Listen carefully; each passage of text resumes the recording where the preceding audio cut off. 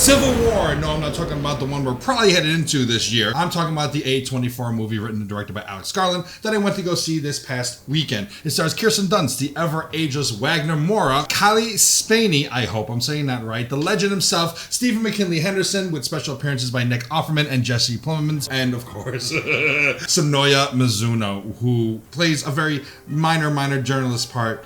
The accent, the dark hair, the nerdy glasses. Nerd heaven. She should have had that in House of Dragons. Come on, son. So a film that is trying to capture the epic stakes, the humanity and implications of a second U.S. Civil War has to strike a very fine balance between dialogue, action, visuals, backstory, and information. Now, did Civil War do that? Did it strike the balance? Well, I have my notes.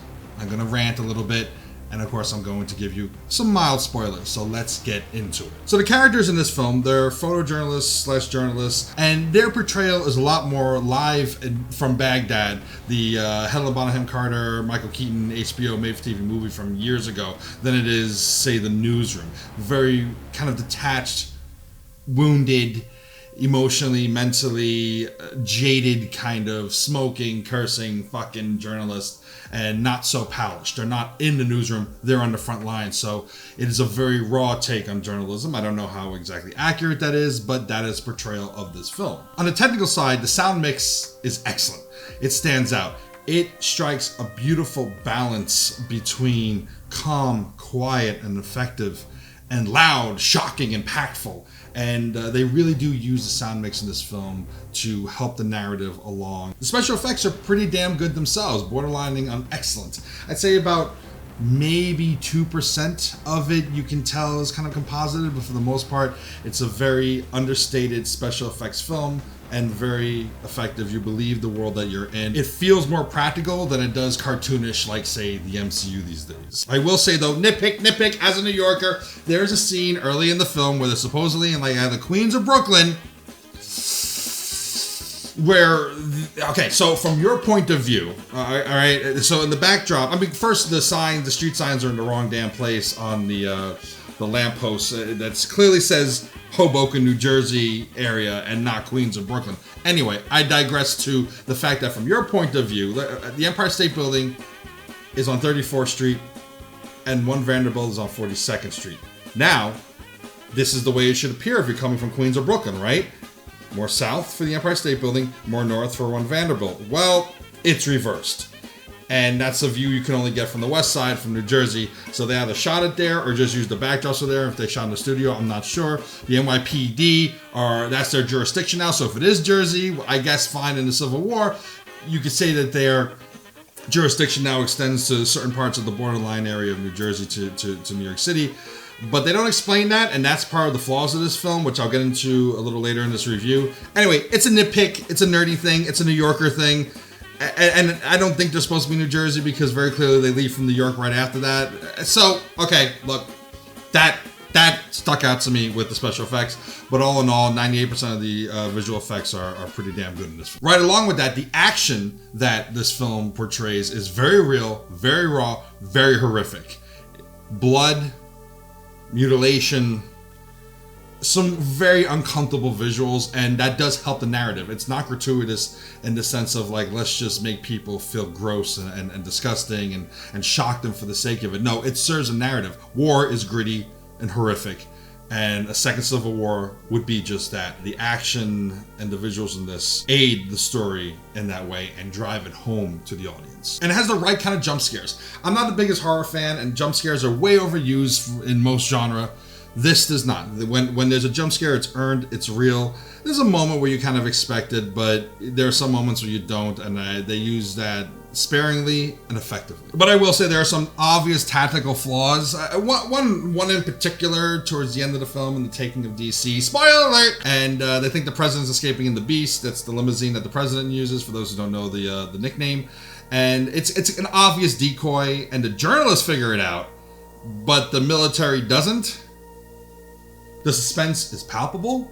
It is beautifully shot, which is something it's a staple of A24 films. You come to expect that, and this does not let you down in that way. It is not overwhelmingly surrealistic, as some A24 films can be, It's sparing in that way, and that's why when you see it and it's used, it's to great effect. Kirsten Dunst's character is named Lee. She's the lead.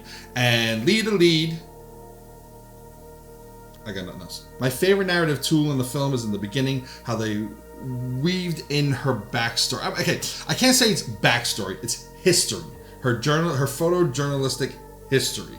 You don't get a lot of backstory or really any motivation for any of the characters, and that's a major weakness in this film, and it really does hurt it. But you find out very early on by weaving in the modern day story that she's covering with different war zones she's been in, and how close to death she's come, the horror she's witnessed, and her just doing her job, getting the picture, getting the shot while people are dying horrifically around her.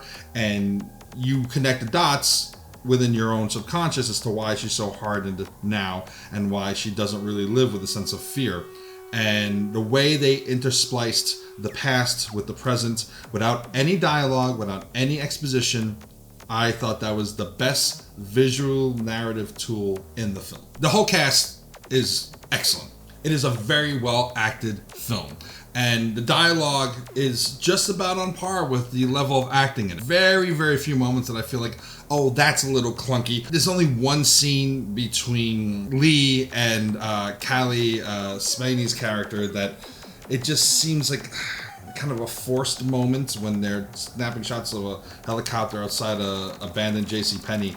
And it felt a little bit forced, but it was a conversation that kind of needed to happen. I think it could have been more organic, but for the most part, the dialogue is on point. And like I said, it's well acted.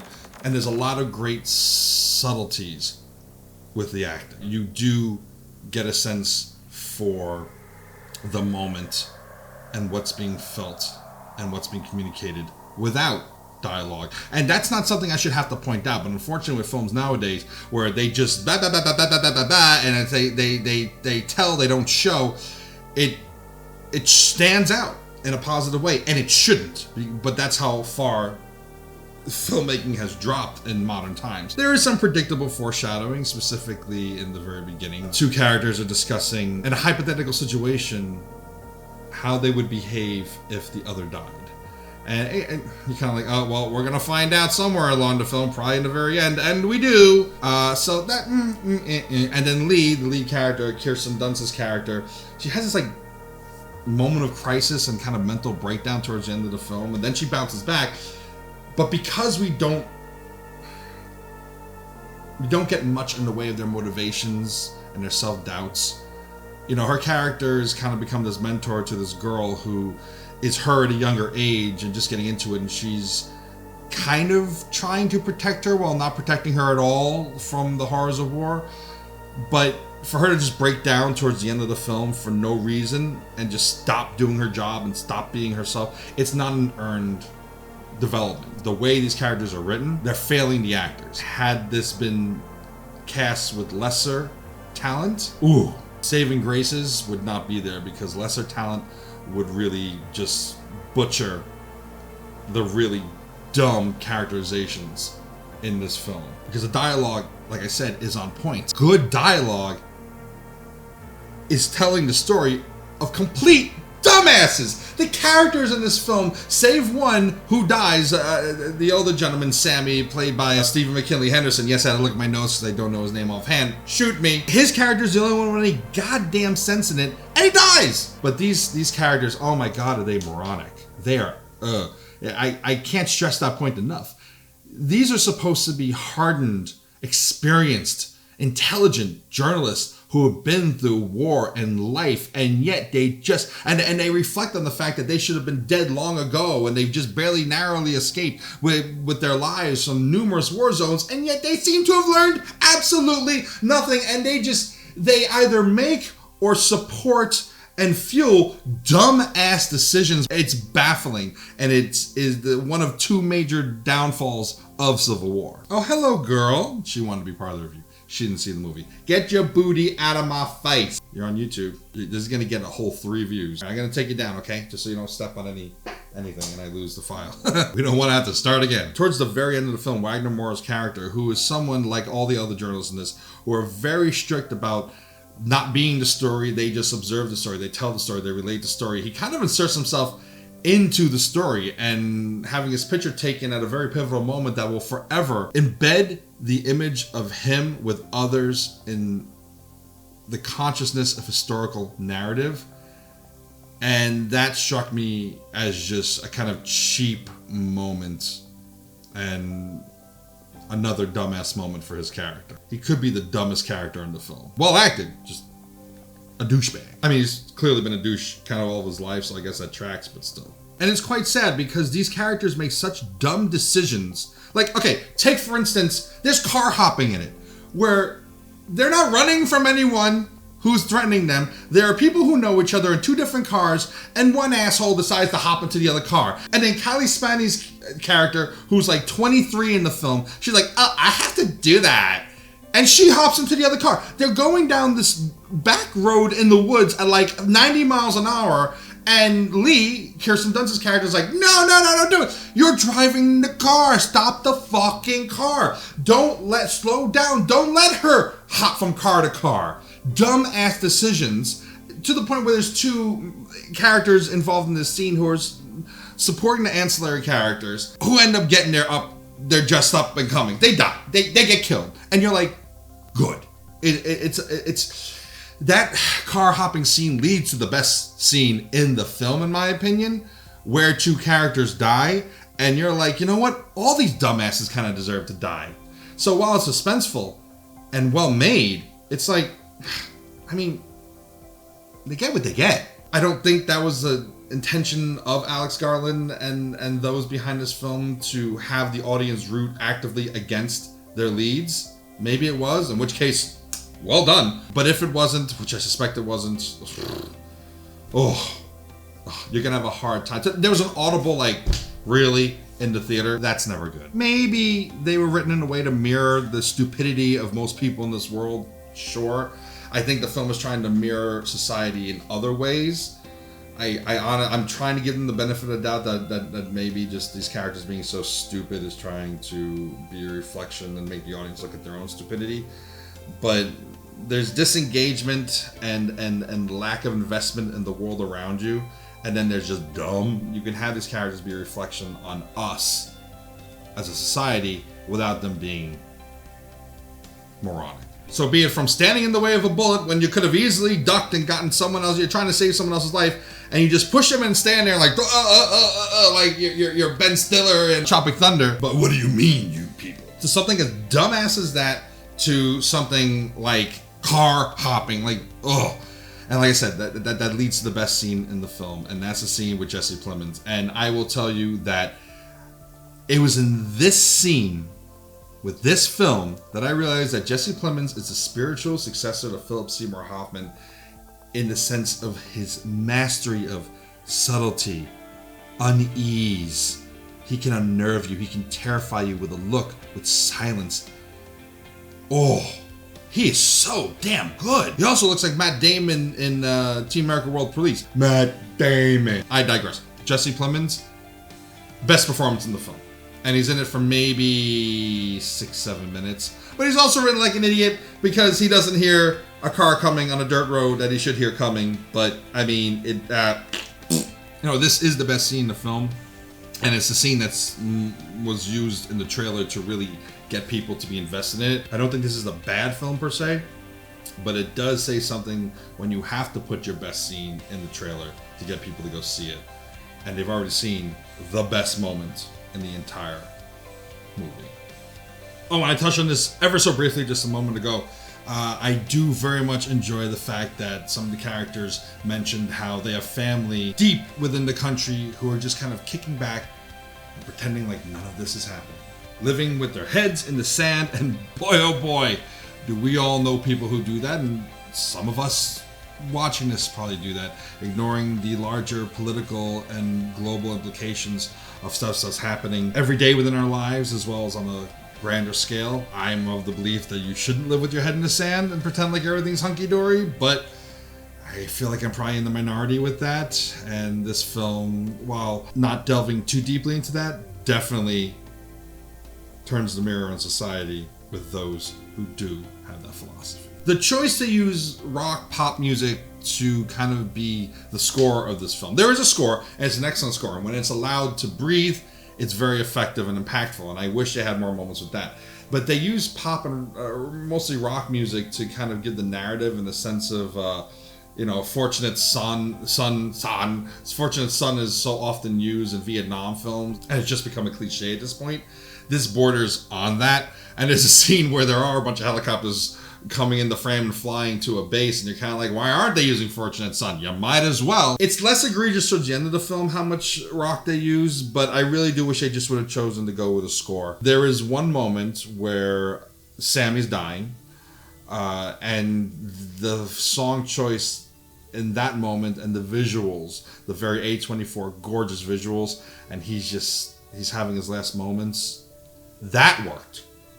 And I do think that if you had not used modern day music, pop music, rock music to inform other scenes, that it really would have stood out in his death scene. It would have been that much more impactful, and I think something was lost by oversaturating the film with rock music. Beyond Sammy's death, there's a moment in the film where they go to a town where they're kind of pretending like nothing's going on. They still have like shops open, and they walk into a clothing boutique. And as we take for granted in everyday life, there's like feel-good pop music on the speakers at a respectable, unintrusive volume, just as you do in any clothing boutique shop nowadays. And it's a moment that's told to us and we don't feel. Walking in there and they feel like they're transported back in time to pre-war everyday life. And I think had they used a traditional score leading up to this moment, hearing a modern day pop rock song in the background would have contrasted our subconscious to be jarred by this moment in the same way the characters are being jarred. But we don't get that because there's been no time for the music to breathe and no time to feel like we've been in this horrific setting where just the score informed it, and now we're hearing something modern that we take for granted. We'll be like, oh, that's weird. No, we don't get that, and I think that's a huge missed opportunity in the film. They get to the White House at the end of the film. Spoiler alert: they're in the West Wing. Look, in the White, I love the architecture of historical buildings. The White House being one of them. So I know a lot of where things, all the public blueprints and floor plans. I know where things are. They're in the East dining room, and they end up going into the kitchen to try to find people. Which sure they could be hiding there, but all of a sudden, then they're in the West Wing, and in the West portico area where the colonnade where the press briefing room is. And the sets look more like the sets of Designated Survivor's final season that do not match the real life West Wing. And less like the West Wing sets, which still also don't match. They're too big and not everything is in the right place. But say films like 13 Days or something like that are very, very accurate to the time. Sure, okay, this is the future. Things have changed. Maybe they changed the layout of things. They've added some windows in places where there shouldn't be windows, sure, whatever. But it just felt like the Designated Survivor sets and not accurate to the West Wing. It is what it is. I digress. I'm a nerd. Okay, moving on. So this movie is in itself a contrast because there are great moments of subtlety where we're shown and not told, and then there are moments where we're told and not shown, such as with the boutique. Now, I do think the former outweighs the latter, but one thing that we really did need to be told in a natural expository way was what the hell led to this war. We get none of it. What party does the president belong to? What party or new parties or parties do all the different fighting forces within the country belong to, adhere to, created, disassociated from? Nothing. We don't know how long the war's been going on. We don't know what caused it. We don't know who has sided with who. We do get information that Texas and California have joined together to form the Western Forces, which, come on, you don't have to pay attention to politics and news to know that those are two vastly ideologically opposed powers currently, two most powerful states who couldn't be more different. So something catastrophic had to have happened to make them join together, and we don't get any of that. Now, maybe the intent was to leave the audience saying, wow, those two joined forces, this must really be bad. But I think it takes away the audience's willing suspension of disbelief to not give us even a little something as to why they joined together, because they shouldn't be. Now, you want to throw in lines about both their economies being devastated by the president, and so despite their ideological differences, They put it aside and they're just focused on killing and taking power, and they'll sort the rest out later. Make the two most powerful economic states currently join together to save themselves in a business sense. Okay, give us that. Nothing. So it very much diminishes the stakes because we don't really get them. We don't really know, not necessarily who to side with, because I do think it's great when a film doesn't tell you who to side with. But, you know, when they're trying to kill the president, or we're seeing the common person in a camp with others just scrounging for food, we don't really understand the stakes. We find out that Alaska is considered neutral territory. Why? The Canadian dollar is worth more than the American dollar, as it probably would be when we're tearing ourselves asunder. But what are the larger international implications of an American Civil War? We don't get any of that. And I don't necessarily want like a screen crawl in the beginning to give us the full backstory. I'd like it to be woven into the story, but it's just not even slightly. And I do think that a film with as good a dialogue and acting as Civil War has could have woven that into the story. And it didn't have to be just info dumps, blah, blah, blah, blah, blah, diarrhea of the mouth. One of the many missed opportunities in this film. Above all else, even above the characters being morons, hurts this film. Although Florida seems to have gathered several other southern states, and it's its own power trying to do something. That's believable. That's very believable. That you don't have to give me anything. I'm gonna believe that. You know, it's Florida. But what this film does strike a really good balance with is the sparing moments but impactful moments where you see the war through the lens of these photojournalists. It's not a particularly eventful new narrative of and you get the freeze frame moment of the shot that they took. It doesn't have to be new and inventive. It's effective. And I think it really does serve anyone who remembers old National Geographic or Time magazine photos of war, or have seen it on the internet. We're used to that. That was using the public consciousness and awareness and conditioning of what a far-off war is to good effect by showing this domestic war for U.S. audiences in that light. And so it should drive home the point that it can happen here. It kind of does that, and it kind of doesn't, because of the flaws of this film, of not having any information as to what causes war. And playing it so safe that they didn't want to piss any prospective audience off by not going there. Go there, piss people off. People love to watch and they love to hate watch, piss people off. But they played it so safe that the effective narratives that they use aren't as impactful as they could be, such as seeing it through the eyes of photographs taken. I don't like it when things play safe, and boy, the Civil War, for as raw as it is, for all the horrors that they portray, it still finds a way to play it safe. But even within the safety of Civil War, it does manage to turn the mirror on the audience as to how brutal we can be. And I think that was the point that they were trying to drive home, and to mixed success they do that. Just despite the political affiliations, despite what's going on, humans are still capable of absolute brutality, immorality, and disgustingness. We've all seen the pictures of soldiers posing over bodies that have been taken prisoner, and this features that very prominently towards the end. And God, we are animals. Now, breaking the fourth wall,